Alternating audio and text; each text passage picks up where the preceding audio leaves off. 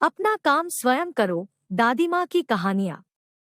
एक बुद्धिमान तीतर पक्षी का परिवार किसान के खेतों में रहता था। उनका घोंसला बहुत आरामदेह था। परिवार में सभी सदस्यों में अथाह प्रेम था। एक सुबह अपने बच्चों के लिए भोजन की तलाश में जाने से पहले बच्चों की माँ ने कहा, देखो बच्चों, किसान बहुत जल्दी अपनी फसल काट कर आएगा। ऐसी स्थिति में हमें अपना नया घर खोजना पड़ेगा। तो तुम सब अपने कान और आंखें खुली रखना, और जब मैं शाम को लौटकर आऊं तो मुझे बताना कि तुमने क्या देखा और क्या सुना। शाम को जब तीतर अपने घर लौटी तो उसने अपने परिवार को परेशान हाल में पाया। उसके बच्चे कहने लगे, हमें जल्दी ही यह स्थान छोड़ देना चाहिए। किसान अपने पुत्रों के साथ अपने खेत की जांच करने आया था। वह अपने पुत्रों से कह रहा था, फसल तैयार है, हमें कल अपने सभी पड़ोसियों को बुलाकर फसल काट लेनी चाहिए। तीतर ने अपने बच्चों की बातें ध्यानपूर्वक सुनी, फिर बोली, अरे कोई खतरा नहीं, कल भी होशियार रहना।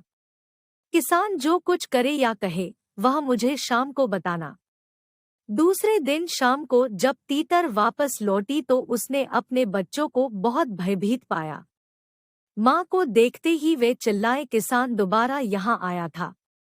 कह रहा था, यह फसल जल्दी ही काटी जानी चाहिए। अगर हमारे पड़ोसी हमारी सहायता नहीं करते तो हम अपने रिश्तेदारों को बुलाएंगे।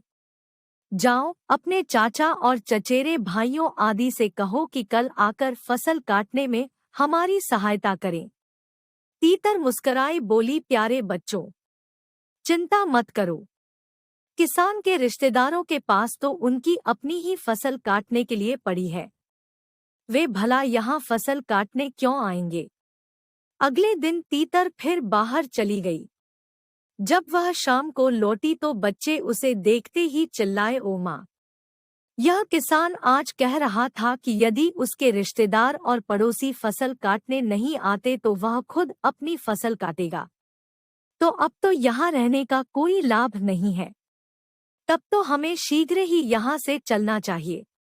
तीतर बोली, यह मैं इसलिए कह रही हूँ कि जब कोई किसी कार्य के लिए किसी अन्य पर निर्भर करता है तो वह कार्य कभी पूरा नहीं होता, परंतु वही व्यक्ति जब उस कार्य को स्वयं करने की ठान लेता है तो संसार की कोई भी शक्ति उसे उस कार्य को करने से नहीं रोक सकती।